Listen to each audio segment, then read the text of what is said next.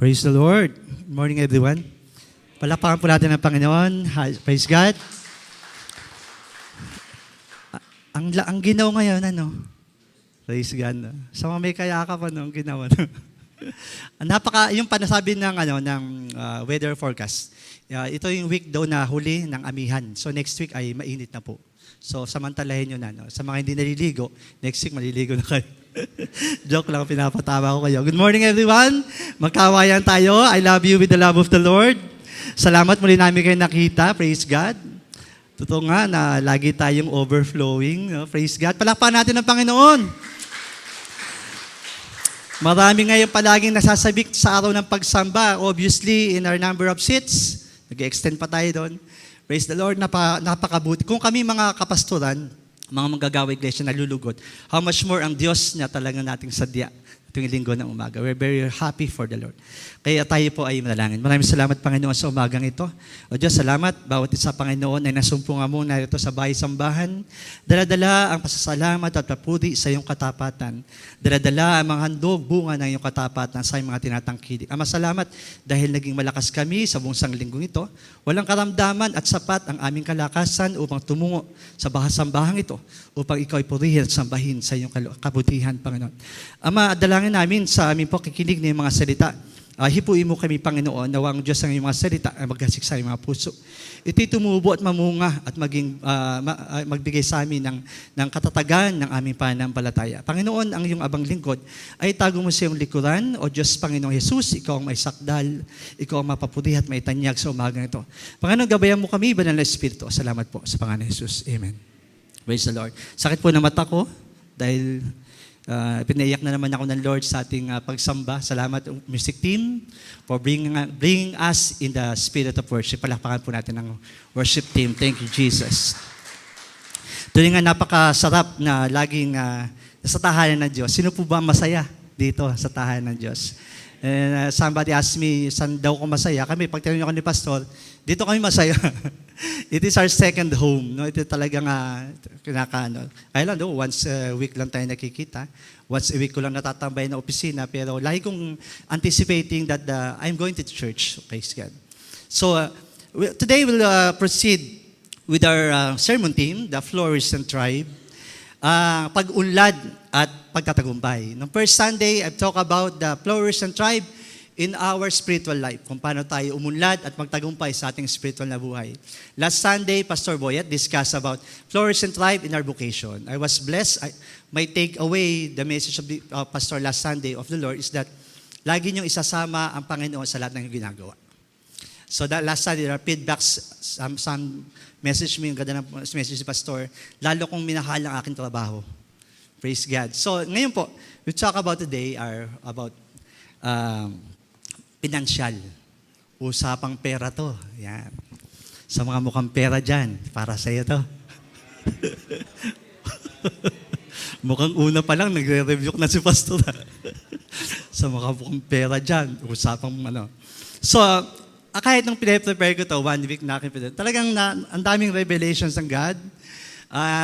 Apologically, sasabihin ko na po, medyo mag-overtime tayo dahil ang daming message ng Panginoon. Nagmamadali ba kayo? May lakad ba kayo? Meron naman akong timer, 45 minutes. I don't know what's the Holy Spirit will lead me until what time.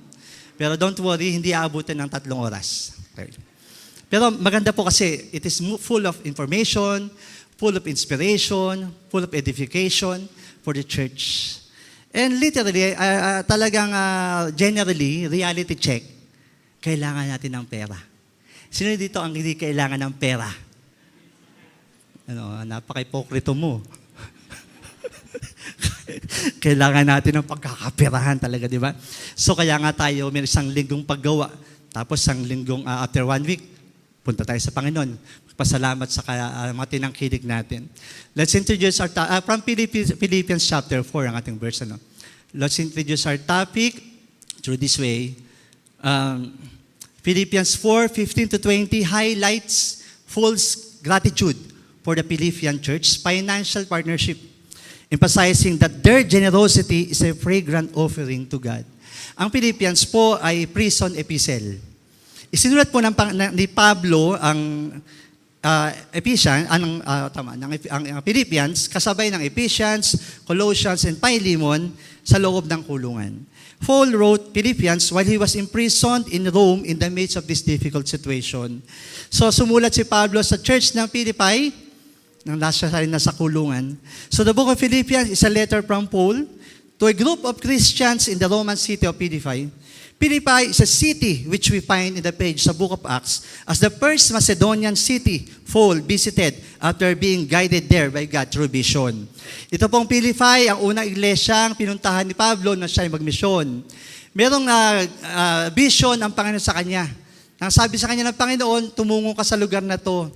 No, doon kita pinadadala. Do you know, when God for us, meron siyang gustong ipagawa sa atin, God gives vision or signs. Then Paul went to Philippi, the first city na pinagdalan sa kanya ng Panginoon, bunga ng vision o pangitain. Because they shared in His medicine needs, God will likewise supply all their needs from His abundant riches. This passage emphasizes joyful, sacrificial giving as a partnership in the gospel, rather than a transaction for personal prosperity. Balikan natin yung verse kayo. Habang binabasa natin ni Kenzie, during the readings of the Word, may pahabol pa ang Panginoon na revelation. As I read the verse, habang binabasa natin dito, may isa pang pahayag habang nakatayo ko.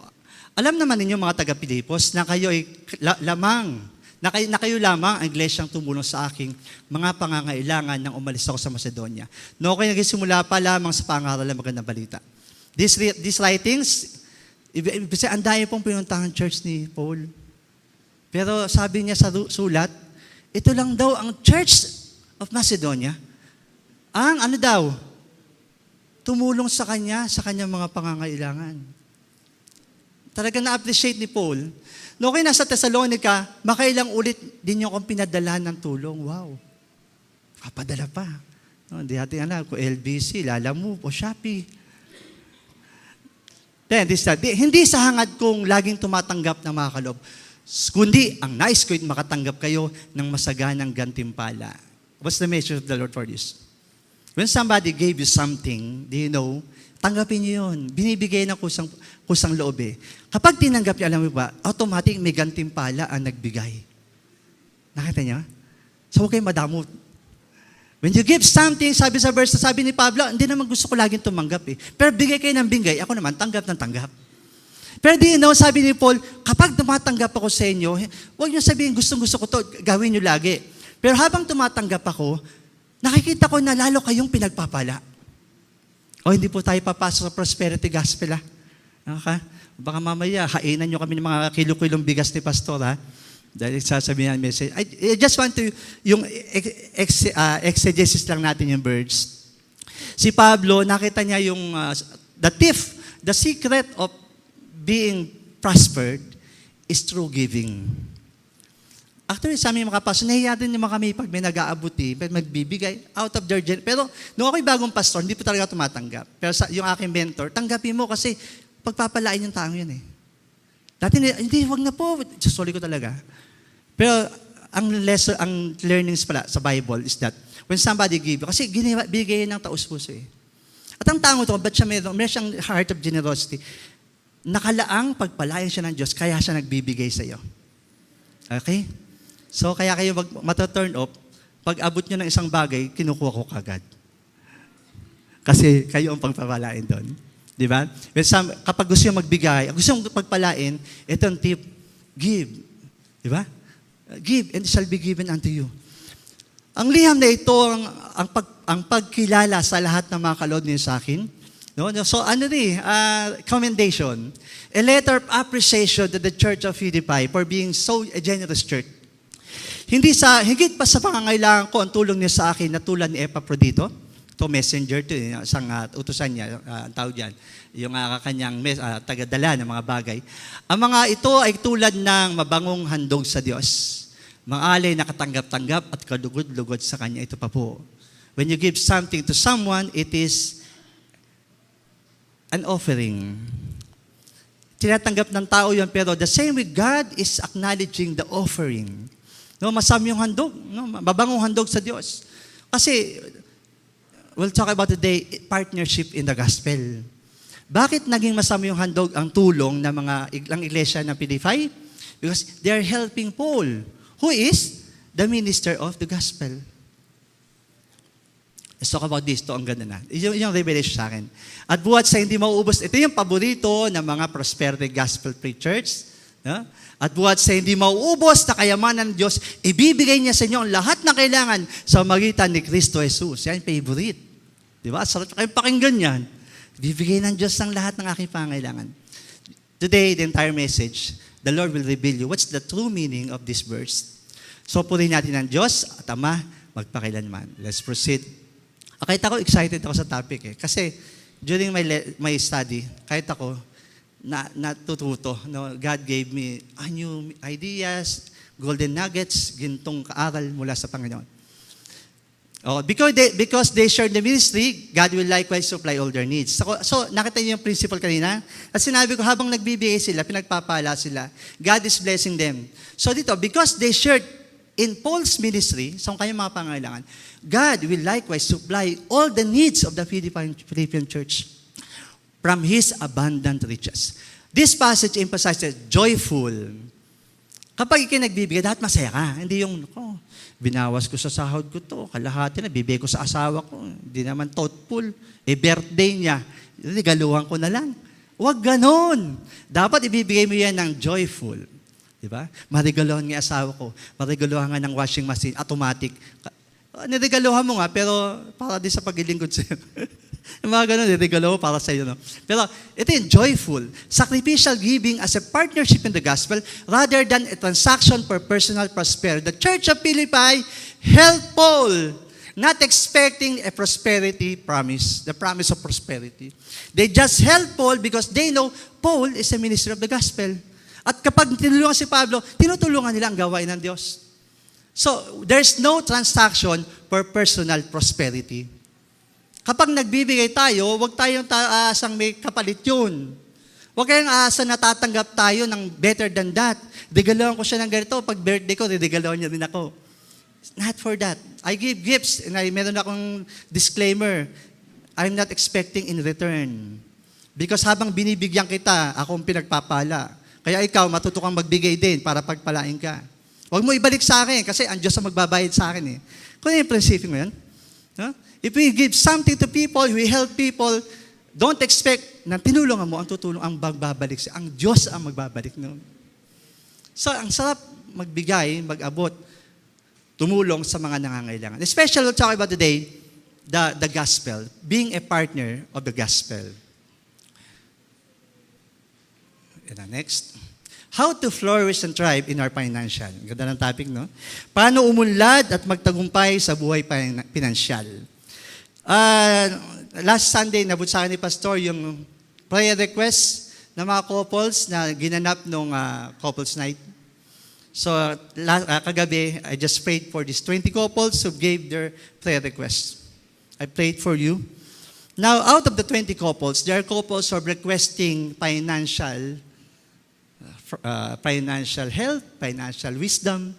So, tama-tama pala. So, this couple, kung nandito kayo, God is answering your request today from this lesson of the Lord. 20 couples, out of the 20, guro nila mga anim about finance. Bukod sa health, guidance, strong relationship. So, some couples asking for any financial guidance ng Panginoon. So, it is the answered prayer. So, number one, how to flourish and thrive in our financial. From our text, from Philippi, partnership in the gospel. Maging bahagi tayo ng gawain ng Panginoon, ng Ebanghelyo. Moreover, as you Philippians know, in the early days of your acquaintance with the gospel, when I set out from Macedonia, no one church shared with me in the matter of giving and receiving. Stand out ang Church of Philippi. Stand out in helping Paul. No? Except you only. For even when I was in Thessalonica, you sent me aid more than once when I was in need. Bakit nagpadala ng tulong ang Philippine Church kay Paul habang siya nasa Thessalonica? Dahil ang Church of Thessalonica, ginudge ko na, hindi tinutulungan si Pablo. I don't know. Bakit kailangan padalan pa siya ng mga taga-Philippi? Kung sasabihin, ay okay lang, yung Church of Thessalonica, maalaga sa manggagawa. Baka naman nalaman ng mga Philippine church na, nagugutom. Yung church doon parang hindi siya sinusuportahan. Binibigyan ng 300 a month. Paano bubuhay kay Pablo yun? So, dito nakita ni Pablo ang the matter of giving and receiving happened in Church of Philippi. Paul notes that the Philippians were the only church to support him financially in the early days of his ministry. This fellowship, koinonia, in giving fellowship was a joint partnership in the gospel, not just charity. Do you know? When you help the church, when you support the church, it's more than a charity. Masigit pa siya sa pagbibigay mo ng donasyon sa Bantay Bata sa Kapuso Foundation. Naniwala ba kayo? Dahil saan pupunta ang binibigay nyo? Sa gawain ng Diyos. So I'm not saying na magbigay kayo. Ganyan kaya konsepto na sabi ni Pablo, ang kahalaga ng being a partner in the gospel. Kung paano tumulong ang Iglesia ng Philippi kay Pablo para itaguyod ang pagpapahayag ng Ebanghelyo. Paul notes, maganda yan, di ba? Yeah. So how to, being a partner in the gospel means, paano maging partner ng gospel? Number one, actively sharing the mission of spreading the message of Jesus through prayer. Number one, prayer, napakahalaga. No, wala siyang amount. Pero prayer lang. Pray mo ang magagawa. Pray mo ang church. Pray mo ang mga gawain, ang iglesia, ang igagit. Pray for them. Pray for the activities of the church. It is one way of being a partner in the gospel. Number two, financial support. Hindi ka, literally check, kumikilos ang pera kapag kumilos ka sa mundong ito. Diba? So then, personal involvement in the ministry. Bukod sa, not necessarily lahat kayo ma-involved, pero if you're financially blessed, support the ministry. Pero kung talaga you're being called by the Lord to be involved in the ministry. Sama sa mission. It is three ways of being a partner in the gospel. Kaya nyo ba? Kahit yung number one. Kaya eh. Kahit di tayo nakasama, kahit di nakikita lang natin sa mga post, pray. No? If you are blessed, support the church, support the ministry, support the gospel. Number two, the account of generosity. Ito magandang topic. The account of generosity. Verse 17-18, now that I desire your gifts, what I desire more is be credited to your account. Yung sinabi ko, pinalawanan ko sa kanya. I have received full payment and have more than enough. I am amply supplied now that I have received from Epaphroditus the gifts you sent, their fragrant offering, an acceptable sacrifice, pleasing to God. Paul is less interested in the money itself. Kaya marami tuloy na sasabihin ng mga pastor, ang daming pastor, mga mukhang pera. Ang sakit po sa amin yun. Di ba? Alam niyo, totoo lang, ngayon lang kasi nagkaroon ng mga mega church eh. During my time when I was young people, first time ko naging pastor, ang katayo ng mga pastor noon ay hamak lang. Kasi pastor lang. Ngayon, kasi nga, nauso na yung mga kilalang mga pastor, mga mega churches na talagang ini-level up ang katayuan ng mga pastor. Pero during my time, pag sabi ng pastor ka, nakakahiya. Parang ang tingin nila sa'yo, walang pera. Pero today, being a pastor is a privilege, and same way, like a profession. No? One time yung huling attend ko ng general reunion ng high school. So, gusto ko maten. Kasi alam nila, pastor ako, to bring my profession. Tapos nakaharap ko yung mga kabatchmate ko, madre, attorney, o di ba? Nakapagsabayan ng pastor sa mga attorney, madre, o mga engineer, mga sheriff ng korte, mga kabatchmate ko. No? Pero I feel I'm not humbled. I feel, pastor lang, hindi. Ramdam ko. Singyayabang ko sila. Because I'm proud of my calling. Di ba? Ito yung pinapakita sa atin ng Panginoon. Na ang ating pagkatawag ay dapat pahalagahan. Huwag hamakin. Dati talagang kinakahiya kong pakilala akong pastor. Kahit sa trabaho, tawag sa akin pastor. Minsan may tatawag ng pastor, parang nauuyam. Pero thank God, tinawag niya akong pastor. So Paul is less interested in the money. Hindi po siya interesado. And more in the spiritual profit that accumulates to the donor's heavenly account. Do you know? When you give and being a partner in the gospel, you have a heaven's account. Gusto nyo mag-ipon? Di ba sabi, mag-ipon kayo ng kayamanan sa... Ito yun. Baka pagdating nyo sa langit, nasa barong-barong kayo, katabi nyo, mga kapatiran na nasa mansyon. It's a one way of typical spiritual illustration that we give, meron tayong pagpapala mula sa generosity reflects a heart of trust in God. Ang pagiging generous daw, nagpapakita yun na ikaw ay may tiwala sa Diyos. The Philippines church gifts are described as a fragrant offering, masamyong handog, mabangong handog, an acceptable sacrifice to God. This indicates that supporting gospel ministry is an act of worship. Kapag tayo tumulong sa gawain, sa ebanghelyo, ay uri din ng pagsamba. Not just singing. Giving in the works, in the kingdom of God is an act of worship. About tithing, we talk about today of tithing. Ito yun, dito, I'm blessed that FCF is a generous church. Been 6 years na dito. Talagang hindi namin dapat emphasis yung giving kasi automatic, most of the members are givers. Every churches have weaknesses and strengths.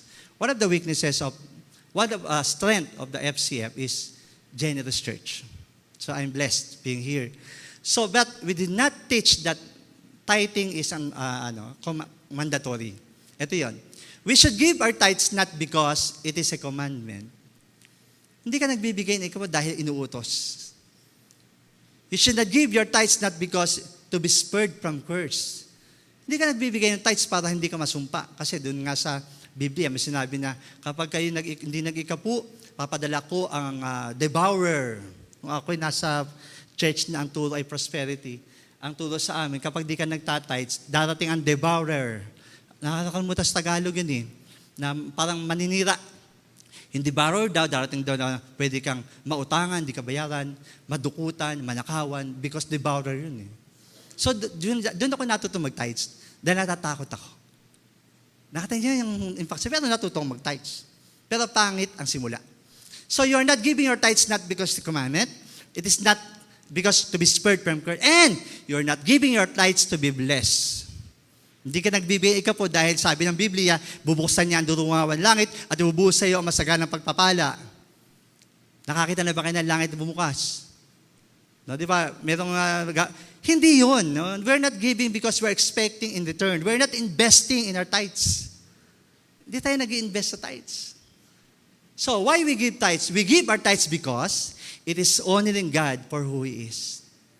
Pinaparangalan mo ang Diyos na kung sino siya, na siyang nagbigay ng lahat ng bagay na meron ka. Tama, amen. Pangalawa, if you give your tithe, it is recognizing Him as the source of everything. Lahat ng bagay na meron ka sa Panginoon. Huwag mo ipagmalaki na ang ganda ng trabaho. Ba't ka nakaroon maganda trabaho? Binigyan ka ng Diyos ng lakas, karunungan, at skill. That's why the Lord promoted you. Di ba? Lahat. Kasi ano pinagmamalaki mong edukasyon, lakas, karunungan, academic excellence, nakuha mo lang yan dahil sa Panginoon. Kung magkaroon ka ng karamdaman, ani mo ang pinag-aralan mo? Ani mo mga pinagmamalaki mong kayamanan kung binigyan ka ng Diyos ng karamdaman? Di ba? So, it is recognizing Him as the source of everything. It is one way of worshiping Him. Ang pag-ikapo ay bahagi ng pagsamba. Does make sense? Ito sabi ng Panginoon. Para sa lahat ng faithful sa kanilang tithes and offering, I'm not saying sa mga hindi. Pero kung ikaw, kilala mo sa sarili mo, nag-iikapo ka, para sa iyo to. Sa mga makakanig na hindi pa nag-iikapo, para sa iyo to, God is encouraging you. Sa panahon ngayon, hindi madaling maging faithful sa pagbibigay. Tama. Habang pataas ang presyo ng mga bilihin, habang dumadami ang bayarin, at habang mas nagiging mahirap ang buhay, mas nasusubok ang puso ng tao kung mananatili ba siyang tapat sa Diyos. Kaya kung isa ka sa mga taong patuloy na nagbibigay ng tithes and offering, gusto kong sabihin ito sa iyo, grabe, salamat sa faithfulness mo. Salamat dahil sa kabila ng lahat ng pressure sa buhay, hindi mo makakalimutan ang gawain ng Panginoon. Andyan yung pagtaas ng gasolina, bayarin sa bahay, tuition ng mga anak, kuryente at tubig, pagkain na araw-araw at marami pang ibang gastusin na hindi nakikita ng ibang tao. Pero sa kabila ng lahat ng ito, pinipili mo pa rin maging faithful sa Lord. Hindi mo inuuna ang sarili mo, hindi mo inuuna ang comfort mo, pinipili mong unahin ng Diyos. At di lahat ng tao kayang gawin ito. Minsan, may mga panahon na parang ganito ang pakiramdam. Faithful ka naman sa Lord, nagbibigay ka naman ng tama, pero parang walang nangyayaring blessing. Parang walang pagbabago sa sitwasyon mo. Pero tandaan mo to, ang pagbibigay sa Diyos ay hindi lang tungkol sa blessing, ito tungkol sa puso. Nagbibigay tayo hindi dahil may babalik agad.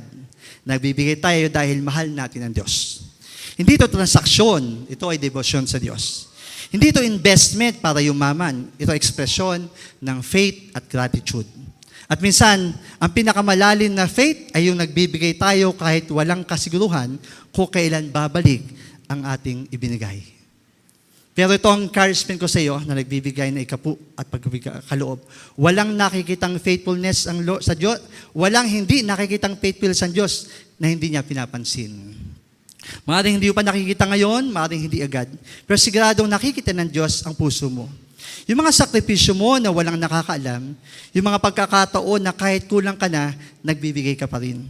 Hindi yun nasasayang sa Diyos. Faithful giving is not measured by the size of the amount, but by the depth of the trust. Ito ang gusto kong sabihin sa iyo, sabi ng Panginoon, huwag kang titigil maging faithful.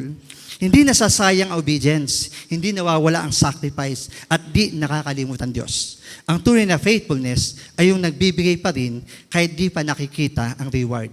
At balang araw, marirealize mo na lang, hindi pala huli ang Diyos, tahimik lang siyang gumagawa ng mas malaki kaysa sa inaasahan mo. Sometimes God is silent, but He's doing something, titingnan niya lang yung sacrifice mo. Just want to present this, like kung binabagay ito sa mga previous, sino nakakatanda? The 3G cycles of blessings, the grace of God, the gratitude, and generosity. These are the components of the 3G cycle. The cycle is composed of 3 interconnected stages. Number 1, grace of God. This is the starting point of the cycle, representing the unmerited favor of blessing received from the divine. The gratitude is the natural response in receiving God's grace is a heart of thankfulness and appreciation. Generosity, the true gratitude manifests in our action, leading an individual to give freely and bless others with what they had received. That is generosity. How the cycle works in the 3G cycles of blessing. The diagram uses arrows to show that these elements are not isolated event but a moving process. From the grace to gratitude, when you recognize the grace of God in your life, it produces a deep sense of gratitude. From gratitude to generosity, a grateful person is naturally inclined toward generosity, wanting to share their blessing with those around them. From generosity to grace, as you practice generosity, it opens the door to experiencing even more of the grace of God, restarting the cycle again and again. That's the blessing. Umiikot. Kaya kung kayo overflowing of blessing, you've received grace of God and you are grateful, salamat Lord, then you stop. Yung punong-punong baso, tatapon yan. Punong-punong pitchel, tatapon yan, masasayang. Anong ginagawa sa punong-puno? Sasalin. Share sa iba. I'm not saying na napakayaman mo na doon ng panahon niya, pero sometimes we have enough. Pero somebody needs na alam mo kailangan niya. Sabi mo, yung kailangan ko naman, hindi na mahalaga, mas mahalaga kailangan niya. Mas mahalaga yung kailangan. So mga ganun. So we don't need to be rich to become generous. Tama po. Next. Biblical budgeting. Di ba? Ang ganda ng topic. I've been, bago po ko napunta sa real estate, after real estate, ako po ay napunta sa financial industry. Yung taong parang nag-abroad ako, naka-apat na bansa ako sa convention ng financial industry. Yung po ay naging awakening ko. Doon ako nabago ng Panginoon paano sa magbabudget. Ang mahalaga lang, ang maganda doon sa industry yon, yung konsepto ng financial literacy ay ina-apply sa biblical principle. So I was learned from that. From then on, natutunan akong mag-ipon. It was more than 10 years ago. So yung 10 years na nag-impact today, natutunan ko ang financial independence, yung financial freedom, no, na talagang naramdaman ko ang financial freedom. I just want to share you the tips. This is biblical budgeting, number 1. Tingnan natin po. Sige, nawawala. Yan. Biblical budgeting is a stewardship-focused approach to financial planning that aligns spending with God's priorities, prioritizing giving, saving, and living within one's means. Paliwanag pa natin yan. Nawawala ang aking power. Yan. It centers on managing the money, yan, di ba? As an entrusted gift rather than personal possession. Lahat ng mga tatanggap natin galing sa Panginoon yan. Gift niyan. No? Rather than personal possession. Ay, talagang, I heard ko to, ang galing ko eh. Ang talino ko eh. No? Madiskarte ako eh. No? Hindi yun. So everything we receive is a gift from God. No? So key principles include tithing, giving the first step. I explain to you the tithing. Tithing is not a mandatory. Pero I explain to you the principle kanina. Walang mawawala kung gagawin mo. Ito nakita ko, income, less expenses. Ito ang karaniwang budgeting nating mga Pinoy. Sige na, next slide. Income, kumita ng 20,000, gumastos ng 18,000. Ano natira? 2,000. Yung 2,000, yun daw ang savings niya. Di ba? Yan ang karaniwang Filipino mindset of budgeting. Gumastos, kumita, bawas gastos, kung ano matira? Ano daw? Savings. Next slide. Kaso, kumita ka ng 20,000, gumastos ka ng 22, magkano natira? Wala. Kulang ka pa ng 2,000. Negative. Next slide. Ano mangyayari sa 2,000 yan? Uutang ka. Di ba? Kulang eh. Iutang ako. Next slide. Number 1. Pay yourself first. Number 1 principle of budgeting. Pay yourself first. Treat savings and investment as a priority, not a leftover amount. So yung ginagawa sa atin, kung ano yun ang savings, dapat priority. No? Next slide lang. So next slide. So 10-20-70 rule. The 10-20-70, ito yung ginagamit sa financial industry. Talagang with concept of the Bible principle. Income, you have income 20,000. Less mo kaagad yung tithes, 2,000. Mahal nun, ang laki nun. Diyan tumapasok yung puso mo. Then, 20% kagad savings. Yung 2,000 sa Panginoon, yung 4,000, i-save mo kagad. No? So, anong nangyari? Magkano ang 6,000? Magkano natira sa 20,000? Niles mo yung tithes and savings. 14, dito ka. Next slide. Itong 14,000 na to, dito ka, ito ang panggastos mo. Dito ka mabubuhay. Live within your means. Yan sasabing live. Mabuhay ka kung anong kinikita mo. Kung kumikita ako ng 20, ay, kadok ka sa 20 nakatutok. Ang tutukan mo yung 14 kasi yung 20, babawas mo yung savings. Tsaka para kay Lord. Gusto mo malaki savings? Huwag kang mag-tithes. Meron kang 6,000. Karas ko lang kayo. Nakakalo na, bimidit ako eh. Kung laki na save mo, 6,000. No? Pero check your heart, di ba? So, yung 14,000, ito yung we should live within your means. Dito ka mabubuhay. Next slide. Yan. So, how to avoid debt and increase your income? Para tayo may iwasan yung negative, di ba? Hindi naman masamang mangutang. Sa Bible, uso na yung utangan eh. Hindi naman masamang umutang. Ang masama lang sa pag-utang, uutang ka, hindi mo alam paano mo babayaran. Ako pag uutang ako, kaya ko ba monthly? Kaya ko bang isube yung pambayad ko sa utang na to? So, may mga mindset kasi utang hindi alam paano babayaran. Di ba? So, ang matalinong mangutang, alam niya saan kukunin ang ibabayad sa utangin niya, kasamang interest. Pakita niyo po.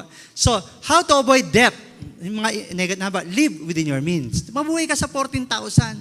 Now, kung kulang siya, magtipid, cost cutting, magtipid, huwag laging magmi-milk tea.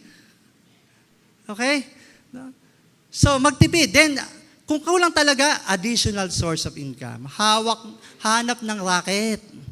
Hanap ng sideline, no? Na pwedeng makadagdag dahil nga lagi kang kinukulang. Then, right priorities. Kung ano yung tamang gastos? Ano yung unahin? No? Para maging okay ang iyong income.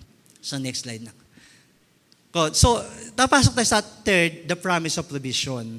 Dahil matalino na tayo sa pagbabudget, the Lord will provide. Do you know ang promise ng Lord na sabing bubuhos siyang masaganang pagpapala? If you'll do the step 2, wise spending, tamang budgeting.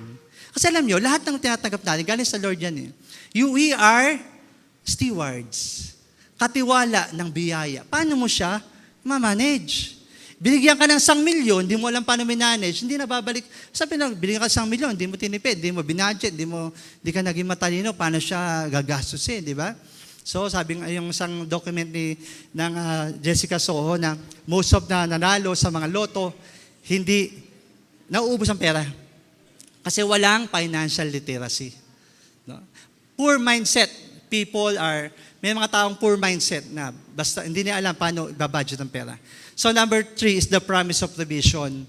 Dumaan tayo ngayon sa itong promise of provision, sabi sa, and my God, itong verse natin, and my God will meet all your needs according to the riches in His glory. Next slide, Zach.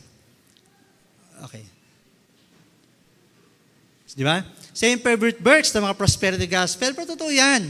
No? Pero sabi diyan, at buhat sa hindi maubos na kayamanan ng Diyos, ibibigay niya ng lahat ng inyong kailangan. Hindi luho. Hindi wants.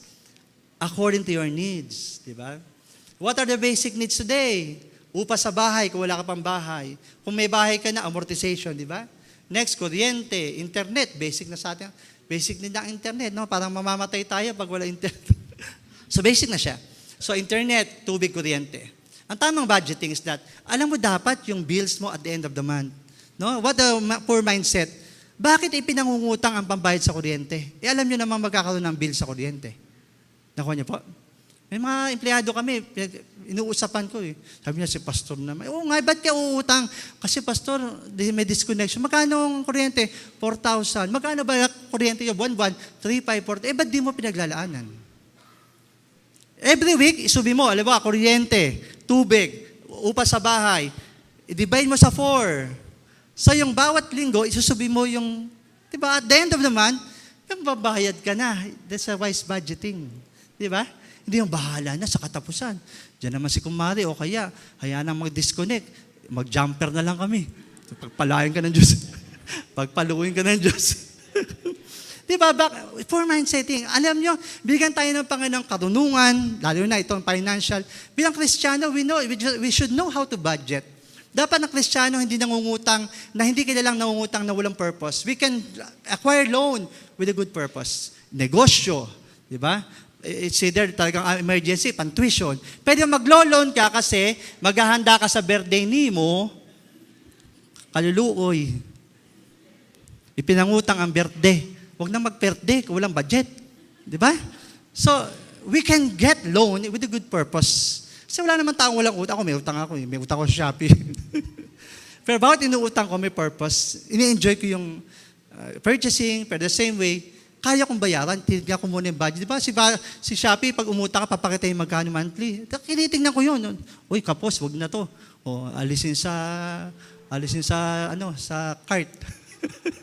Mga ganon, wise spending. So, ito ang yan. Anong promise ng Lord that, sorry. Ayaw makasama itong clicker ko. Yan. It is a promise. Okay, yan. Balik tayo sa, yung image kanina. Yan, no? So, yung verse 19, and my God will meet all your needs according to the blessing, no? Blessing according to God's riches and glory. Naniniwala ba kayo mayaman ng Diyos? Mayaman ng Diyos. Okay. Bakit hindi ka pinapayaman? Check your heart, check your style, check your budgeting. Now, we talk about richness. Mayaman ng Diyos eh. Mga contractor nga, pinapayaman niya eh. Pero mga contractor, hindi naman nagtatights. Di ba? Bakit sila ang yaman-yaman? No? Iba yung richness na sinasabi ng Lord according to His glory. It's not the richness na sinasabi. Kaya nga tayo, hindi tayo prosperity gospel eh. Iba ang lalim ng kayamanan ng Diyos. Ito, i-relay ko sa inyo in conclusion natin. Yung galing 5 minutes. Lord, diba, may 5 minutes na ako. Tingnan natin tayo abot. Talagang ayan. It is a promise that God will provide for believers' necessities. Ang promise ng Lord, magpo-provide siya sa kanyang mga anak ng necessities. This time, Philippians 4:19 addressed to the Christians. It is not addressed to the unbelievers. Hindi alam to ng mga kontraktor. Hindi nila alam, pero ang yaman nila. Pero saan galing ang kayamanan? Bigay ng demonyo. Ang mundong ito ay panaghaharian ng demonyo. Di ba? Kahit nga si Jesus, inopera, bibigo sa'yo. Di ba? So yung sobrang yaman, magtanong ka kung galing kay Lord yan. Kasi ang promise ng Lord, necessities. Yung provision ng Lord, kung anong kailangan mo. Mga kapatid, huwag kang bakit ganun. Oh, the Lord, parang di na kayo bine-bless. Kumain ka ba ng almusal? Opo, tanghalian, opo, hapunan, opo. Ano pa hinahanap mo? 3 square meals, binigay na ng Lord, makahanap ka pa. Yun nga ang necessity. Di ba? Lord, gusto ko ng iPhone latest edition. Ano ba yung iPhone latest edition, mga bata? Hindi ko na alam, kasi Android lang ako. Gusto ko yun. Okay ba yung cellphone mo? Gumagana pa. Nakakatawag, naitatawag, naitetext. Ba't mahanap ka pa ng iPhone? Para sikat, para mayabang, para rich. But what promised God to prosper us is in our necessity. Kung ano yung talagang kailangan natin. Yan. So, contextual promise of this Philippians 4:19. This promise is often linked to the faithfulness of the giver mentioned in the preceding verses. Ang promise na to sa mga taong nagsuporta sa gospel, being a partner of the gospel. Ito yung promise na yun. It is not a promise to all. If you are a partner in the gospel, this promise is for you. Ito po ang pangako ng Diyos para sa iyo. Next. Needs, not wants. Di ba? It is a promise to supply essential needs, not necessary lavish desires or wealth. Praise God, di ba? Meron talagang mayayamang milyonaryo mga Kristiyano. Sabi ko sa inyo, kilala ko si Pastora Mayet, may-ari po na Estancia de Lorenzo. Pastora yun, no? Yung kanyang rich, yung asawa niya talaga mayaman. No? Veterinary yun eh. Pero si Pastora, nakakahingi sa kanyang asawa, nasusuporta sa mga church. Today, meron siyang bangkom ng Jogs, Jesus Christ our Great Shepherd. Maliit lang siya, halos ganito lang siya. Pero pera ng asawa niya, pinampatayo ng church. Kasi pastor siya, may passion siya for the gospel. So meron talaga mayayaman. Pero don't desire to be so wealthy na tipong makakalimutan mo ng Diyos dahil sa sobrang yaman. Pag mayaman ka na ba, andito ka pa? Hindi na. Hanap ka ng church na meron kang talagang pang mayaman church at meron kang security. Di ba? Ayaw namin yumaman ka, mawala ka dito. Pero if God asks you to go and prosper and thrive, always God is a promise. So, next is that God's resources. The supply is not limited by human capacity, but by the riches of His glory in Christ Jesus. Yung ibinibigay sa hindi yan nakabase sa kapasidad mo. Na magkano ang tithes nito, ay mabigyan na ka. Napaka-faithful naman ito.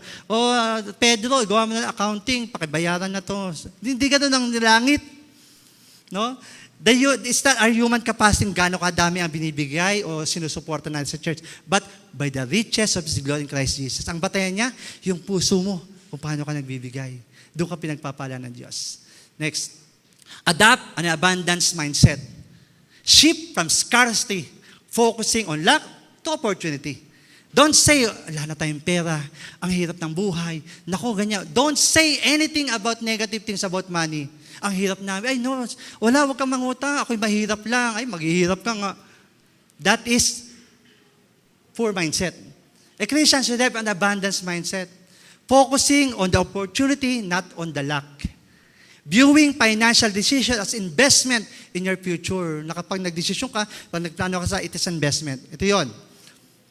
Abundance mindset. An abundance mindset means believing that God has enough blessing. Niwala ka na, Diyos ay may sapat na blessing. In right time, in right way, di ba?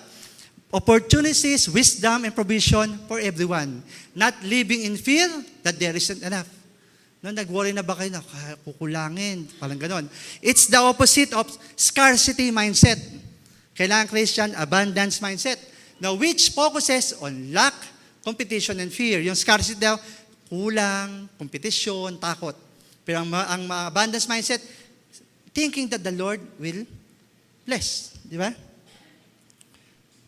Ito, tingnan natin. Ang dahil ko nga sabi, okay. Naka 45 minutes na tayo, ito na yung overtime. Abundance mindset. Practical ways to develop abundance mindset. Number 1, anchor your mind in God's provision. Lagi mong isipin, the Lord will provide. Tama? Anchor in God's provision. The Bible teaches that God is not limited in the source of grace. When we trust His provision, we stop thinking in terms of lack. Huwag natin isipin laging kulang.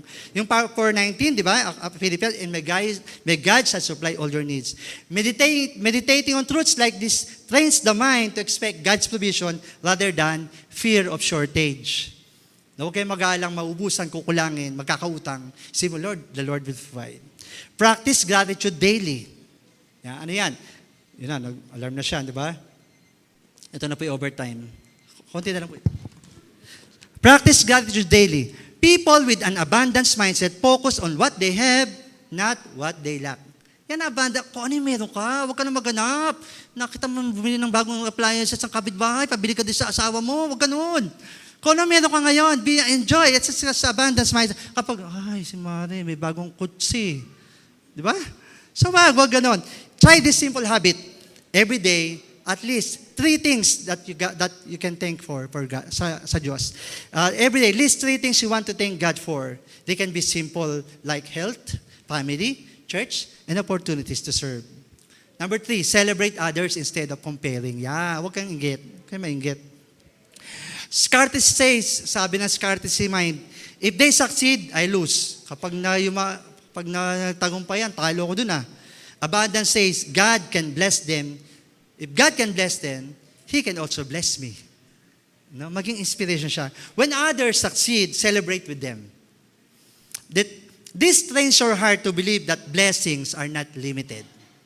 Next, be generous. Generosity is one of the strongest expression of abundance thinking. Jesus taught in the Bible, give, it shall be given unto you. When we give time, encouragement, resources, we demonstrate that God will continue providing. Number 5, speak faith-filled words. No? Your words shape your thinking. Yung mundo po natin, magagawa siya dahil sa pag-iisip. Then instead of saying, there is not enough, say, God will provide. Instead of saying, there's no opportunity ahead, say, God is faithful. So, ma-overcome natin ang worriness. Number 6, focus on growth. People with abundance mindset believe skills can grow, opportunities can multiply, God can open new doors. This aligns with the spiritual growth. Just like a tree rooted in Christ continues to grow and bear fruit. Okay. The question is, may tanong na ito lang, about prosperity, about abundance mindset. We have here in the church, different people with different profession. Sino po dito ang empleyado? Taas ng kamay. Last Sunday, kayo ang topic ni Pastor. Today, ang topic natin, yung mga may business. Everybody, it's for you to, ha? Sa mga may business. Yung business nyo, do you believe that it is God's gift? Gift ng Lord yan. Ang natuwala ako sa FCF, hindi dito lantaran ang negosyo. Dati, nung bago-bago pa lang ako, minagayin ka, Pastor, sign up ka naman sa amin. Do you know, when I started as a pastor of FCF, hindi na ako tumatanggap na negosyo. Ang dami ko ng pera eh. Hindi, joke lang. Kasi alam niyo po ba, before ako magbalik pastor, I'm a networker. Parang nag-ano ko, nag-gold. Nag-invest ka ba sa akin nun? Tayo parang dalawa yun, ano? Mga gold, lahat ng networking pinasok ko. No? Kasi negosyante ako eh.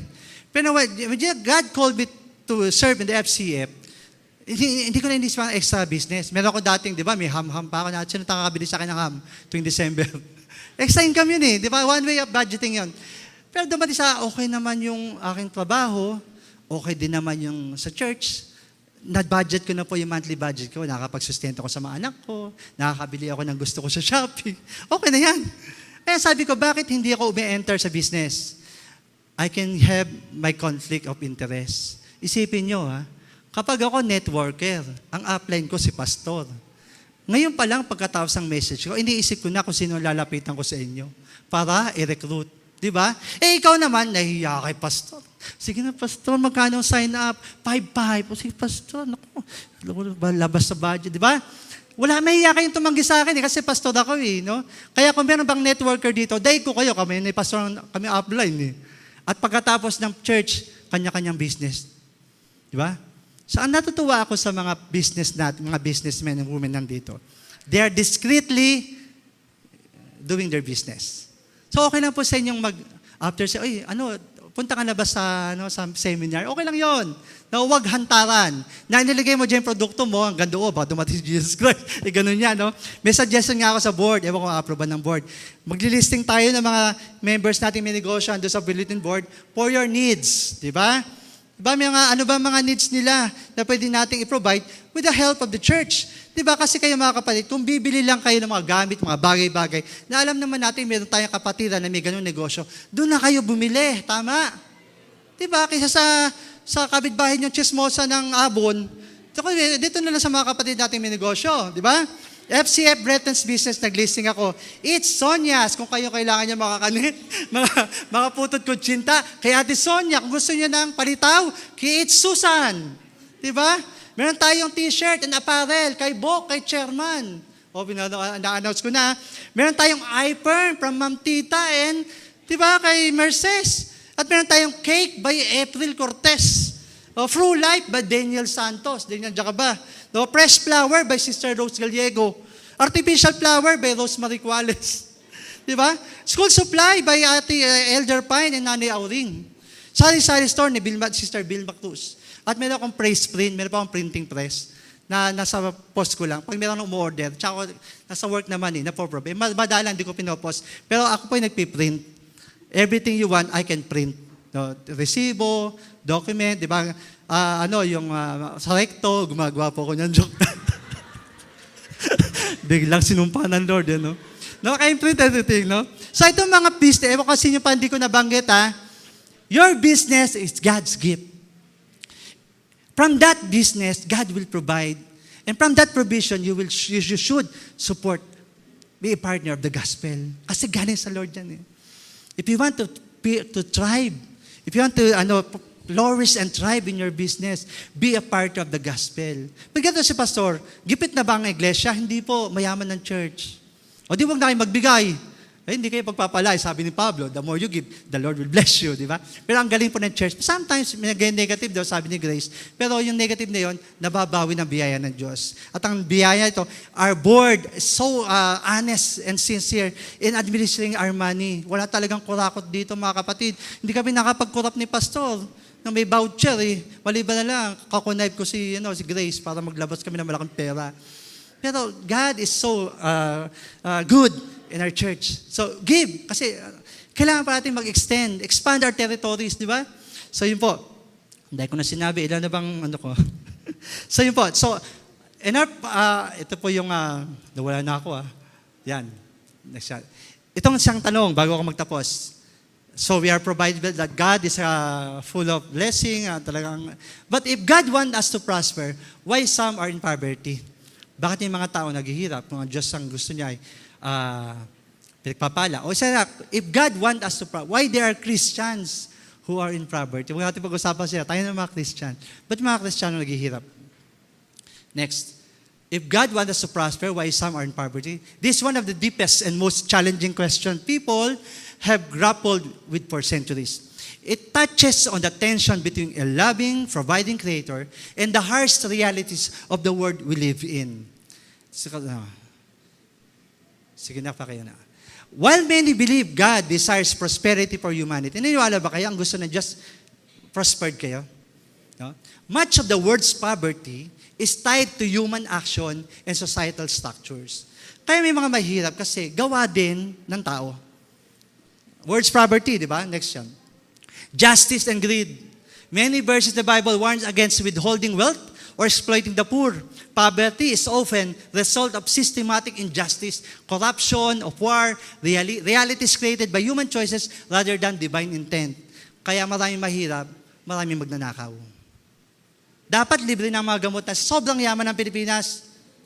Pero ba't tayo naghihirap kapag tayo nagkakasakit? Ninanakaw We are affected by their sins. Nakita niyo po.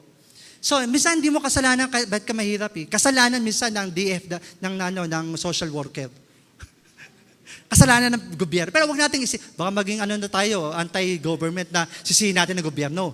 Diba? Gawa lang tayo ng para tayo mapagpala ng Diyos. So, injustices and corruption. Kaya maraming mahirap. Okay, diba? Justice and great. At saka isa pa, bakit may mahirap? Verse 1. Ang umaapi sa mahirap ay humahamak sa may kapal, ngunit ang matulungin nagdudulot ng karangalan. Ang yabang buhat sa masama ay di pakapakinabangan, ngunit ang katwiran ay maglalayo sa kamatayan. Sa taong mayabang, ako'y nainggit nga, at sa biglang yaman ng mga masama.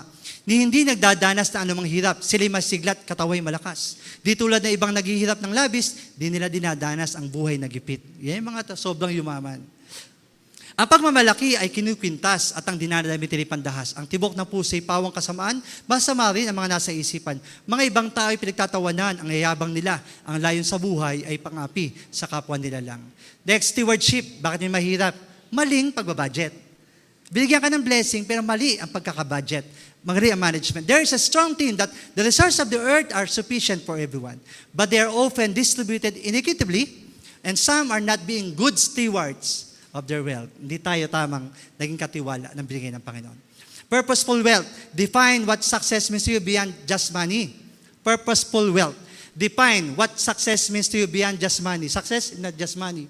Aiming to build a legacy of life contentment, not lacking, not too much, not poor, but not too rich. Ito ang kalooban. Diyos ko, sabi ng kawikaan, may hilingan akong 2 bagay bago ako mamatay. Huwag akong hayaang maging sinungaling. Huwag mo akong payamanin at paghirapin, sapagkat sapat na pagkain lamang ay bigay mo sa akin. Baka kung ako'y managana, ako ay masabi kong hindi na kita kailangan. Subalit ko ako na may maghirap, matuto kong magnakaw, at pangalan mo'y aking malapastangan. Sa kawikaan, isa, tamang buhay lang. Hindi sobrang yaman, huwag naman mahirap. Natutunan ko, sabi ni Pablo, natutunan kong masiyahan, maging anuman ang aking kalagayan. Alam kong kung paano magikahos. Alam ko na rin kung paano managana. Natutunan ko ang sikreto kung paano masiyahan sa anumang kalagayan sa buhay. Ang mabusog o magutom, ang managana o maghirap. Sabi ni Pablo. Final story, verse 20, to our God and Father be glory forever and ever. This passage concludes with praise to God, shifting focus from the gift to the giver. Everything we have today came from the one source of giving, our Lord, the mighty giver. In conclusion, to flourish and thrive financially, adopt an abundance mindset. Create a strict budget and treat saving and investing as non-negotiable. Hindi siya non-negotiable. Dapat kailangan siya na ikaw ay magtipid. Sa mga kabataang single na may trabaho, you should invest now. Find an investment. Isa sa pinaka-investment. Kasi kapag inipon mo yan, pwede mong magalaw. Find an insurance. Life insurance. Anything insurance. Kasi insurance, basta solid ang insurance. Na talagang legit siya. Yun ang one way na invest ka. No? If you are the breadwinner, 20% of that for yourself. Then the 70% para sa pamilya mong pinoprovide. No? Okay. Sa 4-page group use, reflection question, do you have an abundance mindset? Do you practice 10-20-70 rule? Application question, how can you have an abundance mindset? How can you start the 10-20-70 rule in your budgeting? Di ba? Ang ganda ng challenge. Yan. Thank you, Lord. Tayo po lahat ito mayo.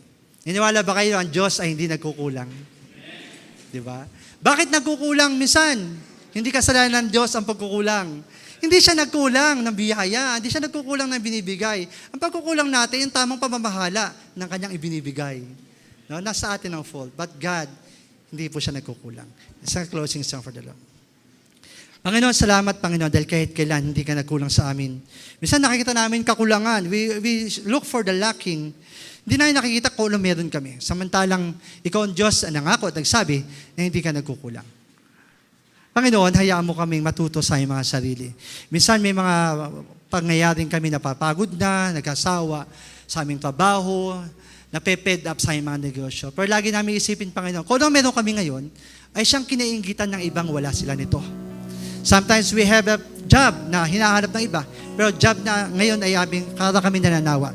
Pero sana lagi namin i-treasure yung mga tinatangkilik namin ngayong trabaho, negosyo, na kasang pinagmumulan ng aming pong income. Panginoon, salamat, bigyan mo kami ng matalinong pagbabudget, yung financial literacy, paano kami mapagpala upang kami, Panginoon, mag-flourish and thrive, umunlad at lumago sa aming mga kinabubuhay, Panginoon. Salamat, Panginoon. Thank you, Jesus.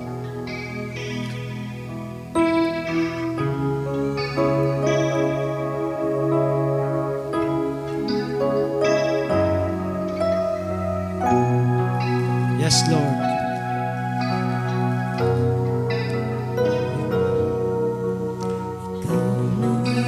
Pag-asa ko, ikaw ang buhay ko, Jesus. Kahit ako'y nangangamba, basta't ikaw ang kasama, Ikaw lamang.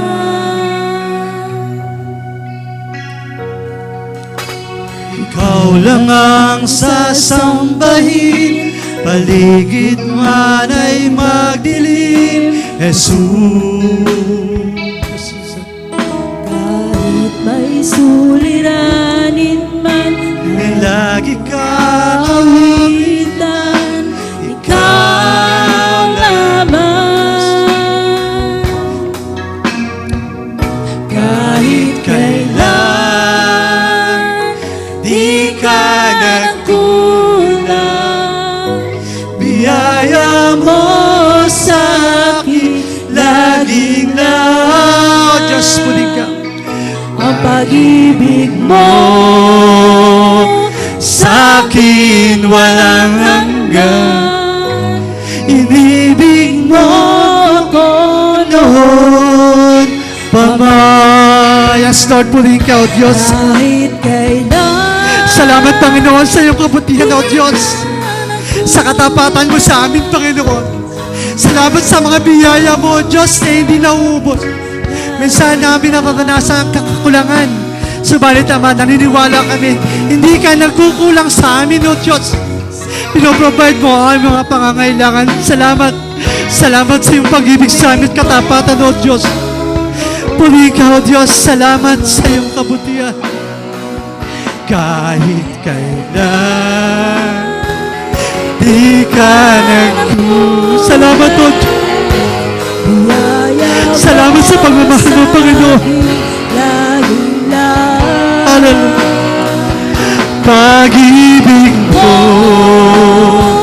sa akin walang hanggan, inibig mo ako noon pa man. Inibig mo ako noon pa man. Salamat, O Diyos. Ama, salamat sa mga pangako mo, sa mga salita mo, O Diyos. Tunay nga, Panginoon, hindi ka magkukulang sa amin dahil mula sa iyong masaganang biyaya, ibubuhos mo sa amin ang ayon sa aming mga pangangailangan, Panginoon. Ama, naway yung mga salita ay magturo sa iyong mga puso na ito ay may sa buhay na maging matalinong tagapangasiwa mga bagay na ibinibigay mo sa amin, Panginoon. Aming sinasaway sa oras na, Panginoon, ang kahirapan, ang pagkagipit at kawalan. Alam namin, O Diyos, ikaw ang Diyos na mayaman. At Panginoon, sa mga kapatid na baon sa utang, O Diyos, ibangon mo sila. Bigyan mo sila matalinong pag-iisip paano makabayad. At muling mabago at maging flourish and thrive sa kanilang kabuhayan. Sa mga kapatid na nagkakaroon ng problema sa mga negosyo at trabaho, Lord, mag-mediate ka, Panginoon. Turo mo sila ng tamang pag-iisip, ng tamang plano sa pinansyal na pamantayan na ayon sa iyong kalooban, na lagi naming unahin ang iyong iglesia, Panginoon. Maging tapat kami sa pagkikapo dahil sa iyong Panginoon, may pangako ka rito, O Diyos, na tititigan mo ang mga puso. We are giving, Lord, not expecting anything in return, but we are giving you, Lord,